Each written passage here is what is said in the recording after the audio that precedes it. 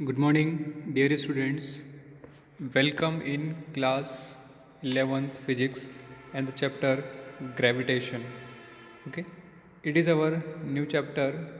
So many portion deleted from this chapter.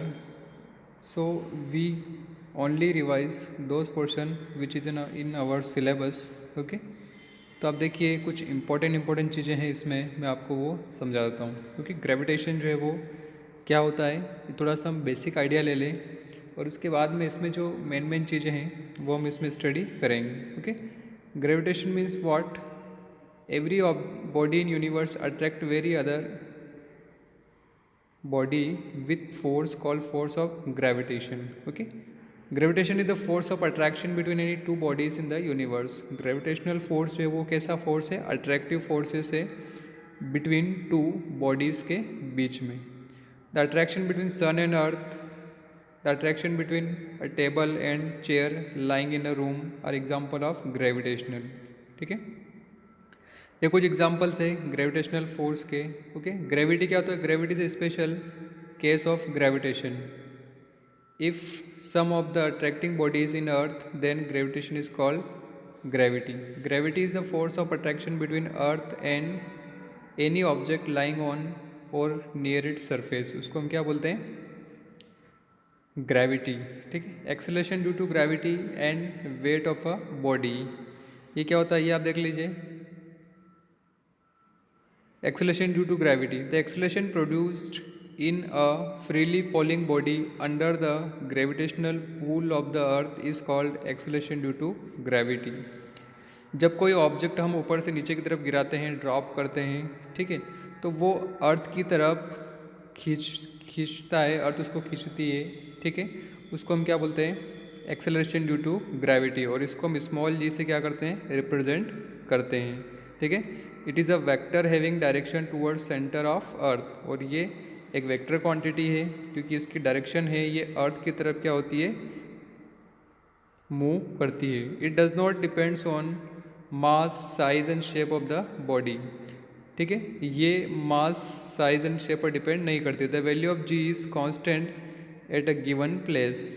किसी given place पर G की value constant होती है, जो कितनी होती है? 9.8 इंटू 10⁻⁹ 9.8 मीटर पर सेकेंड, 10⁻⁹ 9.8 मीटर पर सेकेंड स्क्वायर।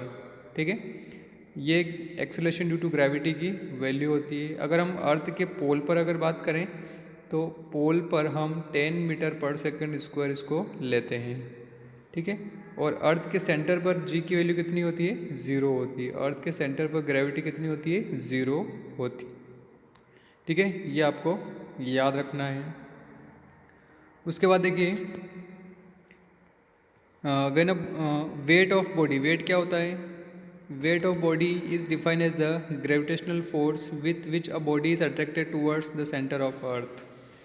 ठीक है, वेट को हम कैसे डिफाइन करते हैं? It is a gravitational force with which a body is attracted towards the centre of earth. कोई भी बॉडी जब उसके ऊपर ग्रेविटेशनल फोर्स लगता है तो वो सेंटर की तरफ क्या होती है? अट्रैक्ट होती है, उसको हम क्या बोलते हैं? वेट बोलते हैं। तो वेट इक्वल टू क्या होता है? Mass into gravity. एक्चुअल में वेट जो होता है वो क्या होता है? ग्रेविटेशनल फोर्स है, तो फोर्स को हम क्या लिखते हैं? एम इंटू ए, मास इंटू एक्सेलरेशन, और यहाँ पर जो एक्सेलरेशन है वो क्या है? जी है, एक्सेलरेशन ड्यू टू ग्रेविटी, इसलिए डब्ल्यू इक्वल टू क्या हो गया आपका? M into g. Weight is a vector quantity, it is measured in units of force such as newton. ठीक है, वेट एक वेक्टर क्वांटिटी है, इसको हम किस में मेज़र करते हैं? न्यूटन में मेज़र करते हैं, और किलोग्राम वेट में इसको हम क्या करते हैं? मेज़र करते हैं। ठीक है, the value of weight varies from place to place, the value of ji varies from place to place, so the weight of the body also varies from place to place. जी की value क्या होती है? हर जगह change होती है, इसीलिए wait भी क्या होगा? चेंज होगा। ठीक है, अब आप लोगों ने न्यूटन्स लॉ ऑफ ग्रेविटेशनल पढ़ा होगा। ठीक है, मैं इसको समझा देता हूँ। ठीक है, न्यूटन्स लॉ ऑफ ग्रेविटेशन जो है वो 9th क्लास में आता है, आप लोगों ने इसका स्टेटमेंट भी पढ़ा होगा। ठीक है, इसका स्टेटमेंट देखिए, यहाँ पर इसका स्टेटमेंट लिखा हुआ है। ये यहाँ पर आप इसका स्टेटमेंट लिख लें, सिर्फ इसको समझ लें। Every particle in the universe attracts every other particles with a force which is directly proportional to the product of their masses and inversely proportional to the square of distance between them. This force acts along the line joining the two particles. ठीक है, इस universe में जितने भी particles हैं वो एक दूसरे के ऊपर क्या करते हैं, एक अट्रैक्टिव फोर्स लगाते हैं। वो जो फोर्स होता है वो डायरेक्टली प्रोपोर्शनल होता है किसके, directly F is directly proportional to their masses, product of masses. जैसे मान लीजिए कि दो प्रोडक्ट हैं, दो ऑब्जेक्ट हैं, ये यहाँ पर देखिए फर्स्ट वाले का मास कितना है m1, दूसरे वाले का मास कितना है m2 है, और उनके बीच की डिस्टेंस कितनी है r है। तो ये दोनों एक दूसरे के ऊपर फोर्स लगाएंगे, इस डायरेक्शन में फोर्स लगाएगा, ये इस डायरेक्शन में फोर्स लगाएगा। ठीक है, तो देखिए F is directly proportional to m1 m2 and F is inversely proportional to 1 by r square. Okay, so F is directly proportional to m1 m2 upon r square। जब हमने प्रोपोर्शनलिटी का sign हटा तो क्या आ गया, G आ गया, G F equal to G m1 m2 upon r square. ठीक है, ये फोर्स का फॉर्मूला होता है, और यहाँ पर G जो है वो क्या है, यूनिवर्सल ग्रेविटेशनल कांस्टेंट। ठीक है, अब हमें G की वैल्यू डेफिनेशन बताना है। अगर हम मास इस फॉर्मूले में 1 ले लें, मास कितना ले लें दोनों का 1 ले लें, 1 किलोग्राम ले लें, और उनके बीच की डिस्टेंस कितनी ले लें, 1 मीटर ले लें, तो F इक्वल टू क्या हो जाएगा, G हो जाएगा। So the universal gravitational constant may be defined as the force of attraction between two bodies of unit mass each and placed unit distance apart. ठीक है, तो जो G होगा, यूनिवर्सल ग्रेविटेशनल कांस्टेंट होगा, उसको हम क्या बोलते हैं, ये इसको हम कैसे डिफाइन करेंगे, ये एक फोर्स ऑफ अट्रैक्शन होता है दो बॉडीज़ के बीच में, जिनमें प्रत्येक का मास 1 kg होगा और उनके बीच की डिस्टेंस कितनी होगी, 1 मीटर होगी। ठीक है, उसके बाद देखिए इसकी एसआई यूनिट आपको लिखना है, ये फार्मूला है आपके पास में, F equal to G m1 m2 by R square. तो G आप यहाँ से निकाल लेंगे तो ये R उधर चला जाएगा, तो हो जाएगा आपका F R square upon m1 m2। ठीक है, फोर्स का dimension formula m1 L1 T minus 2 हमने लिख दिया, ये आर स्क्वायर है मतलब डिस्टेंस है तो ये L2 लिख दिया, और नीचे मास है तो ये m1 इंटू m1 कितना m2 हो जाएगा। देखिए नीचे m2 है, ऊपर m1 है, तो नीचे ऊपर कितना हो जाएगा, 2 ऊपर चला जाएगा, तो m-1 हो गया, L यहाँ 1 है यहाँ 2 है, तो L3 हो गया, T माइनस 2 हो गया। ये उसका डायमेंशन फार्मूला हो गया। G की यूनिट आपको लिखना है, तो यूनिट कैसे लिखेंगे, G equal to F R square upon m1 m2 है, तो फोर्स को हम न्यूटन में मेज़र करेंगे, R को मीटर स्क्वायर में हम मेज़र कर लेंगे, और मास है दोनों का प्रोडक्ट है तो ये किलोग्राम और किलोग्राम का स्क्वायर हो जाएगा, तो ये आ जाएगा आपका newton metre square upon kilogram inverse square. इस तरीके से हम इसकी यूनिट भी लिख सकते हैं। ठीक है, similarly CGS unit of G, dyne, force को डाइन में मेज़र किया जाता है, मीटर सेंटीमीटर में हो जाएगा, किलोग्राम ग्राम में हो जाएगा। ठीक है, G की जो वैल्यू होती है वो कितनी होती है, 6.67 into 10⁻⁻11 newton metre square kg inverse square. ठीक है, CGS सिस्टम में ये उसकी वैल्यू हो जाएगी। तो आप ये वाली वैल्यू याद रखेंगे, G की वैल्यू CGS में और इसमें दोनों में। ठीक है,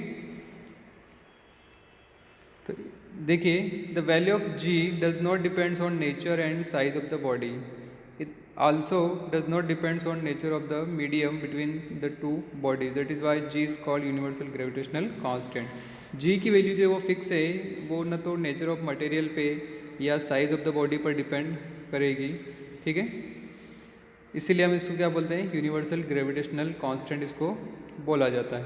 ओके, अब देखिए intensity of gravitational field. Okay, gravitational field की जो इंटेंसिटी है वो क्या होती है वो आप देख लीजिए। ग्रेविटेशनल फील्ड क्या होता है, सबसे पहले उसकी डेफिनेशन हम देख लें। ठीक है, यहाँ पर देखिए, the space surrounding a material body within which it's gravitational force of attraction can be experience is called its gravitational field. ठीक है, कोई भी मटेरियल है उसके आसपास जो भी ग्रेविटेशनल फोर्स ऑफ अट्रैक्शन होगा जो भी gravitational force of attraction experience किया जाएगा उसी को हम क्या बोलते हैं, ग्रेविटेशनल फील्ड जो है वो हम बोलेंगे। ठीक है, the earth is surrounded by a gravitational field, any body brought in this field experiences a force of attraction between the centre of earth. ठीक है, ओके, ग्रेविटेशनल फील्ड जो क्या है, any body brought in the field experience of force, कोई भी object को जब हम उस फील्ड के अंदर लाएंगे तो वो एक फोर्स एक्सपीरियंस करेगी। ठीक है, जैसे एक मैग्नेट है, उस मैग्नेट के पास में हम जैसे कोई आयरन नेल वगैरह लेके आते हैं तो वो फोर्स एक्सपीरियंस करती है। ठीक है, ठीक, तो उसके ऊपर फोर्स ऑफ अट्रैक्शन लगता है या रिपल्शन भी हो सकता है। ठीक, उसी तरीके से ग्रेविटेशनल फील्ड भी रहेगा आपका। ठीक है, इंटेंसिटी ऑफ ग्रेविटेशनल फील्ड और ग्रेविटेशनल फील्ड स्ट्रेंथ, मतलब उस फील्ड की स्ट्रेंथ कितनी है, ताकत कितनी है। The gravitational field intensity at any point in the gravitational field due to a given mass is defined as the force experience by a unit mass placed at that point provided the presence of unit mass does not disturb the original gravitational field। ठीक है, जो gravitational field है, ठीक है, अगर हम किसी एक यूनिट मास को उसके पास में लेके आते हैं तो वो जो फोर्स एक्सपीरियंस करेगा, कौन, यूनिट मास ऑब्जेक्ट, उसी को हम क्या बोलते हैं, वो आपका क्या हो जाएगा, ग्रेविटेशनल फील्ड इंटेंसिटी, कि कितना उसके ऊपर फोर्स लग रहा है। कोई भी यूनिट मास ऑब्जेक्ट को जब हम ग्रेविटेशनल फील्ड के अंदर ला रहे हैं तो उसके ऊपर कितना फोर्स लग रहा है। ठीक है, ये जो मेज़रमेंट है यही ग्रेविटेशनल फील्ड इंटेंसिटी होती है। इसको ग्रेविटेशनल फील्ड इंटेंसिटी एक वेक्टर क्वांटिटी है, इसको ई से रिप्रेजेंट किया जाता है और ये हमेशा किधर लगती है, toward the mass producing the gravitational field. किधर लगेगी, it always acts towards the mass producing the gravitational field, उधर लगेगी जिधर मास क्या होगा, प्रोड्यूस होगा ग्रेविटेशनल फील्ड से। ओके, ये